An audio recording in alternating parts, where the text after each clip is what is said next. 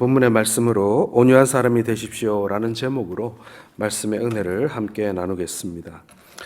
제가 오늘 목감기가 좀 심하게 들어서 좀 듣기 불편하실 텐데 좀 양해해 주시기를 부탁드리겠습니다.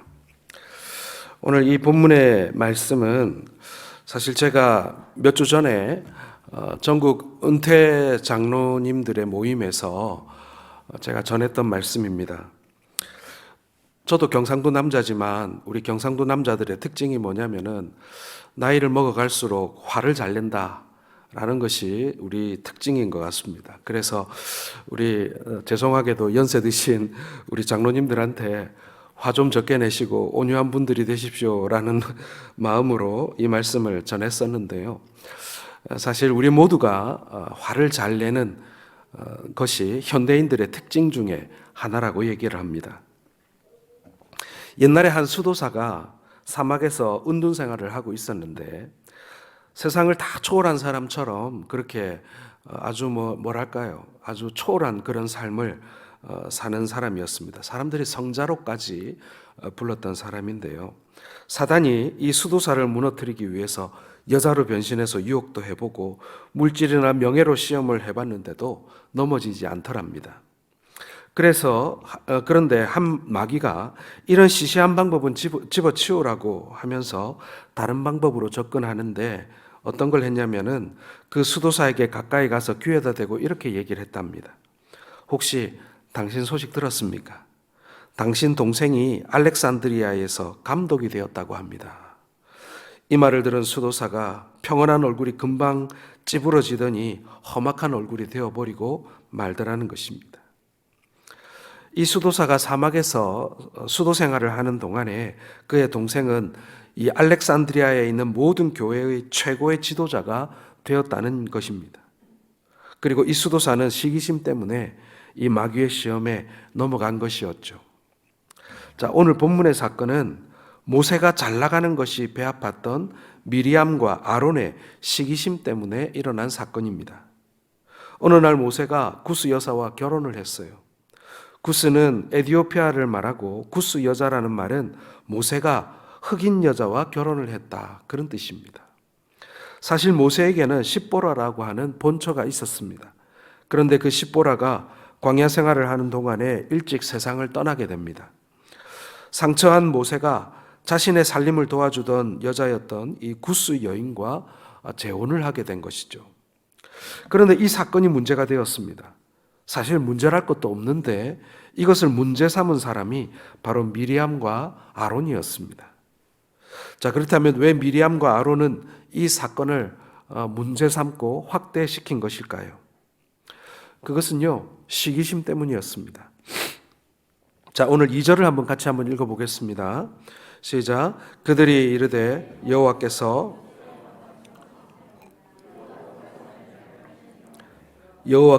이 말씀을 들으셨더라. 그러니까 모세가 구스 여인과 결혼한 것은 그것을 약점 삼아서 비난거리로 삼은 것입니다. 이 약점을 이용해서 자신들이 평소 가지고 있었던 불만을 터뜨렸던 것이죠. 그때 하나님께서 모세와 미리암과 아론을 회막으로 부르십니다. 그리고 아론과 미리암을 따로 부르시는데, 그리고 아론과 미리암에게 너희들과 모세는 급수가 다른데 어떻게 모세를 비방하였느냐라고 책망을 합니다. 그리고는 미리암의 몸에 나병이 발병하게 하였습니다. 이 미리암이 이 나병이 발병하자 아론은 모세에게 자신들이 잘못했으니 용서하고 미리암이 나병으로 살이 썩어서 죽지 않게 해달라고 기도해달라고 요청을 합니다. 미리암과 아론은 모세를 비방했던 사람입니다. 그런데 모세는 아론의 말을 듣고 즉시 하나님께 기도하죠. 12장 13절에 보게 되면 모세가 여호와께 부르짖어 이르되 하나님이여 원하건대 그를 고쳐주옵소서. 그리고 이것을 들으신 하나님께서 바로 미리암을 고쳐주시는 응답을 주십니다. 모세가 미리암과 아론보다 신앙의 급수가 높았던 것은 바로 이 온유함의 차이에서 나타나고 있는 것입니다. 사실 미리암과 아론의 말대로 하나님이 이들과도 말씀하셨습니다. 하지만 그들에게 없었던 온유함이 이 모세에게 있었던 것입니다. 여러분, 우리의 신앙의 수준을 가늠하는 것은요, 바로 이 온유함입니다. 이 사람이 신앙이 성숙한 사람이냐, 미숙한 사람이냐, 아니면 일천한 사람이냐, 그것을 결정짓는 중요한 잣대가 바로 이 온유함이라는 거예요. 화를 잘 내면 잘 낼수록 신앙은 반비례한다, 이렇게 볼 수가 있는 것입니다. 오늘 본문 3절에 뭐라고 되어 있습니까? 이 사람 모세는 온유함이 지면의 모든 사람보다 더하더라 라고 했습니다. 자, 그렇다면 여러분, 모세가 원래부터 온유한 사람이었습니까? 원래 모세는요, 성격이 굉장히 급한 사람이었습니다. 유대인들이 애굽에서 고생하던 때에 모세가 바로 공주의 아들로 40년을 살았습니다. 여러분, 최고의 로얄 패밀리로 40년을 살았다면 이 모세가 눈에 보이는 게 있었겠습니까? 자기보다 강한 사람은 이 자기를 길러준 이 바로의 공주와 그리고 바로밖에 없었습니다. 그러니 막강한 권력을 가진 사람이었던 것이죠. 그러던 40살이 되던 어느 날 애굽 사람이 유대인을 학대하는 것을 보고는 성질에 못 이겨서 그 애굽 사람을 때려 죽여서 모래 속에 감추게 됩니다. 그런 그가 80세에 하나님을 만나고 하나님의 은혜를 입습니다. 그리고 모세가 변화되게 되지요. 불같은 성격의 모세가 하나님의 은혜 안에서 온유한 사람이 된 것입니다. 여러분, 모세의 일대기를 한번 살펴보면요, 모세가 왕자로서 갖추었던 그 지도력 아니면 어떤 지혜, 이런 것들은요, 젊었을 때나 나이 들었을 때나 별반 차이가 없습니다. 그런데 딱 한 가지 차이가 있다면 바로 그 성품이었습니다. 온유함의 차이였어요. 젊을 때는 성격이 불같고 교만하고 안하무인이었다면 나이를 먹은 그리고 하나님을 만난 모세는 세상의 그 어떤 사람들보다도 온유한 사람이었다, 이렇게 성경은 전하고 있습니다. 하나님이 이렇게 사람을 변화시키는 거예요. 혹시 여러분들 중에 기억하시는지 모르겠습니다만은 별세신학이라는 것으로 아주 유명했던 한신교회 이중표 목사님이라는 분이 계셨습니다. 이 이중표 목사님은 많은 목사들로부터 존경을 받는 분이었는데, 이분이 원래는 모세처럼, 젊은 모세처럼 성격이 아주 급한 분이었습니다. 이중표 목사님이 젊은 시절에 목회를 하고 있을 때 예배 시간에 이렇게 설교를 하고 있는데 성가대에 앉은 두 사람이 설교 말씀은 듣지 않고 둘이서 계속 속닥 얘기를 하고 있더랍니다. 목사님이 그거를 보다가 이 분노가 치밀어 가지고 손에 들고 있던 성경책을 들어다가 그 성가대석을 향해서 집어 던졌대요. 그런데 그렇게 속닥거리며 그 얘기를 하고 떠들던 그 두 사람이 맞은 것이 아니라 설교를 잘 듣고 있던 그 옆에 있는 사람이 그 성경책을 맞아가지고 코피가 나는 일이 벌어졌다고 합니다. 그 예배가 어떻게 됐겠습니까? 그렇게 성질이 급한 분이었어요. 아주 성격이 괄괄하고 아주 잠시도 참지 못하는 그런 성격이었습니다. 자, 그런데 이분이 성경에서 별세의 신학을 발견하게 됩니다. 여러분, 별세가 뭡니까? 별세하셨습니다, 이렇게 말하지 않습니까? 세상을 떠났다는 말입니다. 죽었다는 얘기예요.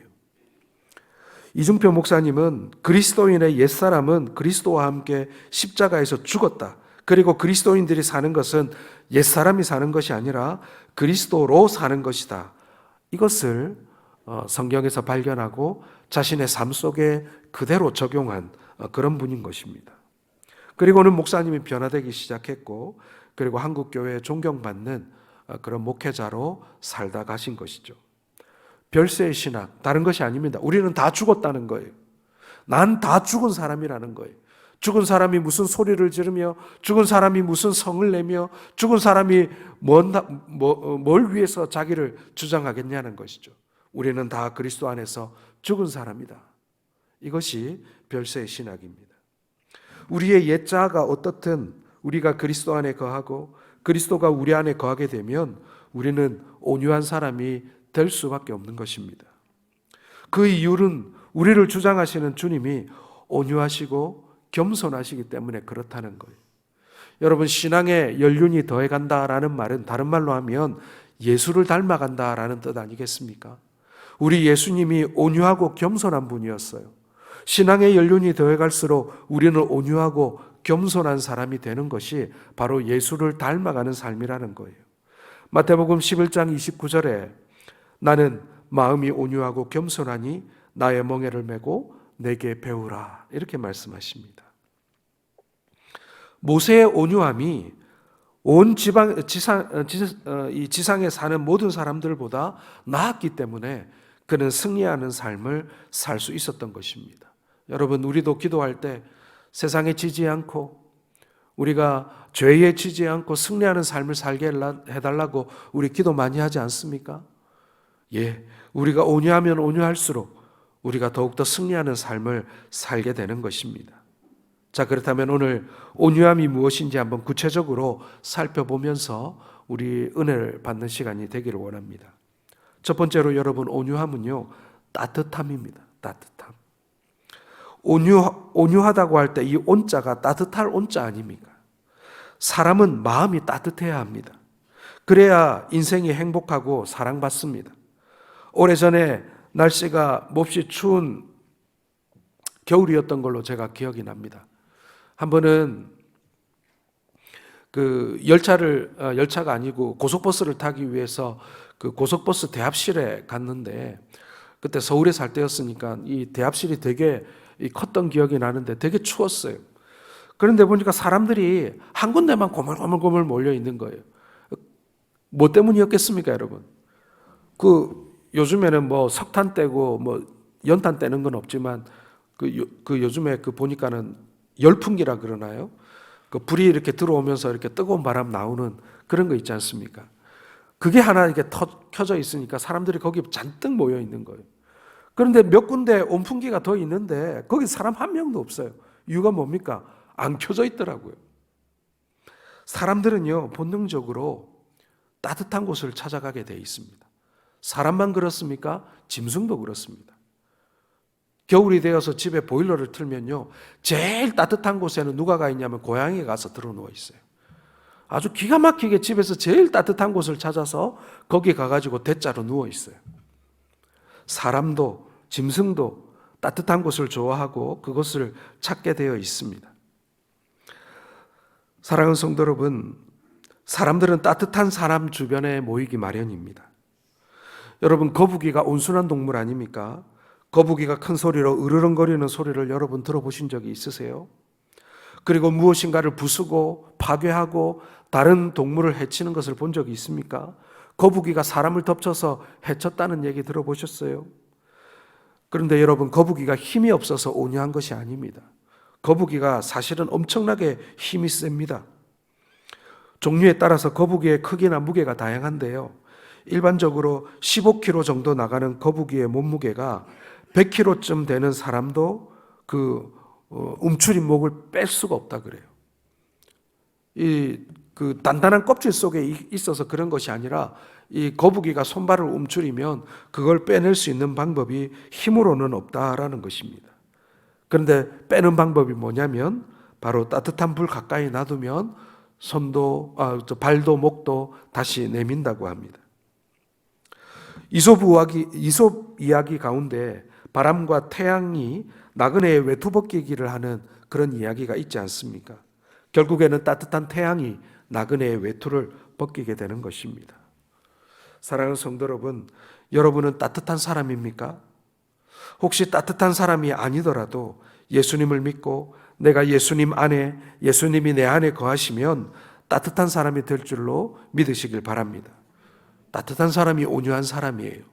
사람들에게 온기를 전해주는 사람이 따뜻한 사람입니다.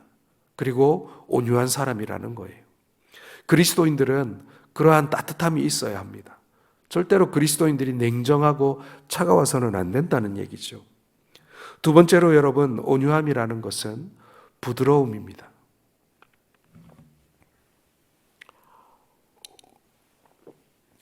온유라고 할 때 온자는 아까 따뜻할 온자라고 했잖아요. 유자는 부드러울 유자입니다. 항상 부드러움이 단단함을 이긴다라는 것이죠. 잠언 25장 15절 한번 같이 읽어보겠습니다. 시작.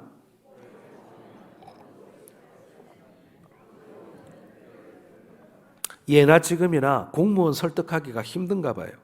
오래 참으면 관원도 설득할 수 있고 부드러운 혀가 뼈를 꺾는다 이렇게 말합니다. 여러분, 입안에 부드러운 혀와 단단한 이빨이 있지 않습니까? 둘이 싸우면 누가 이길까요? 이빨이 이기죠. 여러분, 이빨로 혀를 한번 씹으면 어떻게 됩니까? 눈물이 아주 쏙 빠지지 않습니까? 아무리 혀로 이빨을 밀어내고 쳐보십시오. 이빨 끄떡도 안 합니다. 그런데 세월이 지나면 어때요? 결국 뭐가 남습니까? 이가 오래 갑니까? 혀가 오래 갑니까? 예, 혀가 오래 가죠. 이는 다 빠지고 썩어도 혀는 죽을 때까지 살아남습니다. 이 세상에 이 빠진 사람은 많아도 쇠 빠진 사람은 없습니다. 이빨이 강한 것 같지만 길게 보면 남는 자가 이기는 것 아니겠습니까? 대인관계는 부드러운 사람이 승리합니다. 아무리 약을 올리고 아무리 자극해도 이 부드러운 사람, 그런 사람이 마지막에는 이기는 거예요. 성경은 온유한 자가 땅을 차지한다는 말씀을 합니다. 결국 온유한 사람이 승리한다는 뜻이죠. 외유내강이라는 말이 있습니다. 겉은 부드럽고 순한 듯하나 속은 꿋꿋하고 고듬을 말하는 것입니다. 신앙생활은 외유내강이 되어야 합니다. 겉으로는 부드러운데 속으로는 고집이 세다, 그런 뜻 아닙니다, 여러분. 외유내강은 겉으로도 부드럽고 속으로도 주관이 뚜렷한 사람, 꿋꿋한 사람, 고든 사람, 그런 뜻이에요. 겉은 부드럽고 중심에는 견고함이 있다는 말입니다.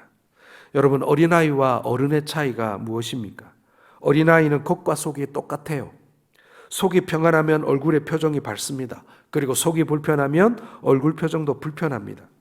그래서 어린아이들은요, 속마음을 잘 들킵니다. 반면에 어른들은 겉과 속이 다릅니다. 속으로는 속상해도 겉으로는 웃고요. 속으로는 걱정이 태산이지만 표정은 아무 일도 없는 것처럼 할 수 있습니다. 이것이 잘 되는 사람이 어른인 거죠. 어른이 된다는 말은 겉과 속이 다른 존재가 되는 말일 수도 있습니다. 여러분, 그리스도인은요, 속에 샬롬이 충만하고 겉도 부드러운 사람이 되어야 합니다.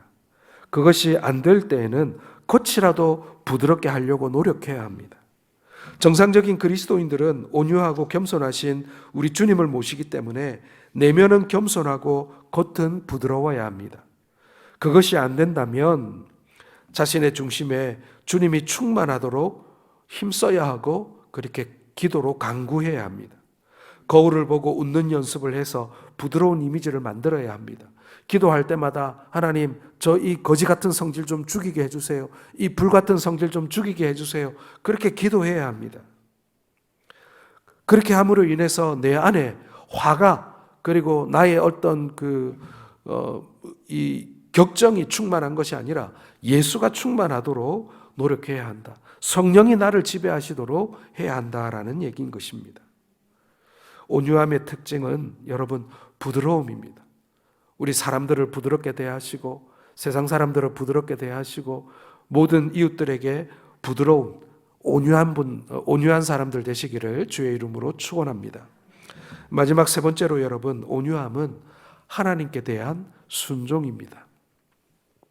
자, 온유한 사람은 사람을 향해서 따뜻하고 부드럽습니다. 그런 사람은 하나님을 향해서는 순종을 잘하는 사람입니다.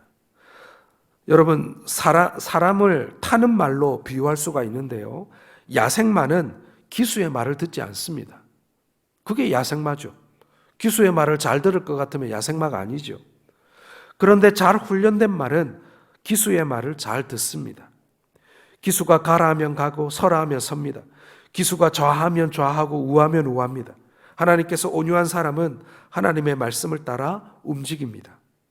하나님께 온유한 사람이 하나님이 하라고 하시면 하고 하지 말라면 하지 않는 것입니다. 그런데 이스라엘 백성들은 하나님께 온유하지 못했습니다. 예레미야 22장 21절을 같이 읽어보겠습니다. 시작.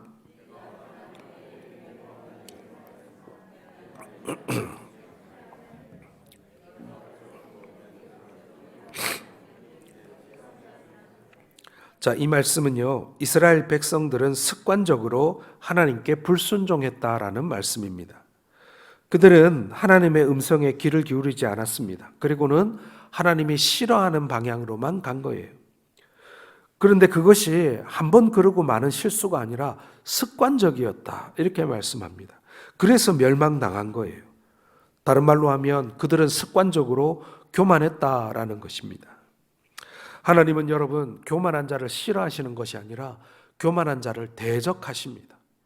대적한다는 건 뭐예요? 싫어하면 어떻게 하죠? 비껴가고 피해가고 안 만나요. 그런데 대적한다는 건 뭐예요? 찾아가서 싸운다는 얘기예요. 하나님은 교만한 자를 싫어해서 피해가시고 안 만나시는 것이 아니라 교만한 자를 찾아서 그와 더불어 싸우시는 분이에요. 예레미야 13장에 보면 하나님께서 예레미야에게 뱃띠를 사서 허리에 차고 허리에 찼던 뱃띠를 유브라데 강가 바위틈에 감추라고 하십니다. 예레미야가 여호와의 명령대로 그대로 했어요. 여러 날 후에 여호와께서 예레미야에게 그 숨겨둔 뱃띠를 찾아오라고 하십니다. 그래서 예레미야가 유브라데 강가에 가서 그 띠를 다시 파보니까 그 띠가 이미 썩어서 쓸 수가 없게 되었다 그러는 거예요. 그때 여호와의 말씀이 예레미야에게 임합니다. 13장 9절 같이 읽겠습니다. 시작.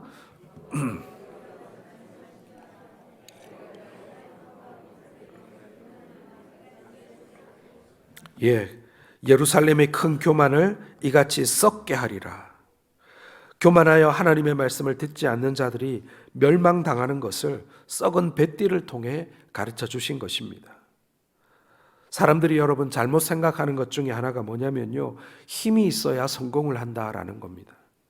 그러나 사실 그렇지 않습니다. 이상한 것은 온유한 자가 잘 산다는 거예요. 다른 사람에게 양보하고 겸손하고 순하고 부드럽고 덕이 있고 화평하고 사랑하고 좋은 마음을 가진 사람들이 잘 된다는 것입니다. 당장에는 손해볼 수도 있고 저렇게 살아가지고 그 세상에서 저 어떻게 제대로 사람 구실하고 살겠나, 그런 걱정이 될지는 모르지만 그런 걱정은 할 필요가 없는 거예요. 그런 걱정은 정말 자기나 걱정해야 되는 거예요. 왜 그렇습니까? 그런 온유한 사람은 길게 보면은 결국에는 잘 살기 때문에 그런 것입니다. 여러분, 동물의 세계를 보시면요, 힘 있는 동물이 천하를 다스리고 잘 살 것 같고 번성할 것 같죠. 그런데 제일 먼저 멸종되는 게 누굽니까? 최상위 포식자부터 사라지는 거예요. 호랑이부터, 표범, 늑대, 뭐 이런 식으로 가장 힘세고 가장 사납고 힘 있는 동물부터 사라지는 거예요. 그리고는 힘없는 동물들은 보호해주지 않아도 번성합니다. 사랑하는 성도 여러분, 마태복음 5장 5절, 바로 이번 주일날 우리가 말씀을 나누게 될 텐데, 온유한 자는 복이 있나니 그들이 땅을 기업으로 받을 것이며 라는 말씀이 있습니다. 온유한 자가 땅을 차지한다. 다른 말로 하면 온유한 자가 이 땅 가운데서 성공한다. 온유한 자가 이 세상에서의 그 성공과 행복이 길게 간다, 그런 뜻입니다. 호랑이와 같은 사람, 힘이 있어서 당장에는 권력을 잡을 것 같고 한 세대를 주름 잡을 것 같지만 여러분, 얼마 오래 못 갑니다. 그 권력이 얼마나 오래 가겠습니까? 결국 그 권력에 스스로 무너지는 것을 보게 됩니다. 오늘 본문에서 모세의 온유함에 관한 이 말씀은 미리암과 아론이 모세를 비방하는 상황에서 나온 말씀입니다. 이 말씀을 보면서 우리가 발견할 수 있는 건 바로 그거예요. 온유함이 결국에는 모든 사람, 모든 상황, 그리고 모든 것을 이기고 극복해낸다라는 것입니다. 오늘 본문이 모세 대 아론과 미리암의 싸움이라면 누가 승자입니까? 결국에는 모세입니다. 하나님께서 모세의 온유한 손을 들어주신 것입니다. 사랑하는 성도 여러분, 우리 모두가 온유한 사람이 될 수 있기를 바랍니다. 우리 모두가 온유함으로 세상을 이기고 내 안에 있는 죄를 이기고 그리고 사단의 유혹을 이길 수 있기를 바랍니다. 온유함은 따뜻함이죠. 따뜻한 사람 주변에는 사람들이 모이기 마련입니다. 따뜻하면 질병도 잘 치유됩니다. 인간은 온열 동물이잖아요. 어떤 학자가 이런 말을 하는 걸 들은 적이 있어요. 왜 현대인들에게 질병이 많으냐? 냉장고 때문이다, 이런 말을 하는 걸 들은 적이 있어요. 과거에 비해서 냉장고가 있어서 음식이 잘 안 상해서 식중독도 덜 걸리고 사람들이 건강해졌다, 그렇게 말하는 사람도 있지만, 사람들이 찬 것을 많이 먹기 시작하면서 도리어 질병이 더 많이 생겼다, 그런 말을 하기도 하더라고요. 뿐만 아니라 온유함은 부드러움이죠. 우리에게 있어 온유함은 또한 하나님께 대한 순종입니다. 온유라는 뜻의 헬라어는 프라우테스라는 뜻인데요, 이 뜻은 잘 훈련되고 잘 길들여진 가축에 사용하는 단어입니다. 우리 자신을 잘 다스릴 수 있다면, 그리고 하나님의 말씀으로 우리를 잘 순종하게 할 수 있다면 우리는 분명 온유한 사람인 것입니다. 사랑하는 성도 여러분, 온유한 신자가 되시길 바랍니다. 온유한 성도들이 되시길 바랍니다. 그리고 온유한 사람, 온유한 친구가 되실 수 있기를 바랍니다. 하나님께서 우리를 손들어 주실 것입니다. 우리의 편이 되어 주실 것이고요, 우리와 함께 해주시고 우리가 예수 그리스도를 닮아가는 길인 것입니다. 기도하겠습니다.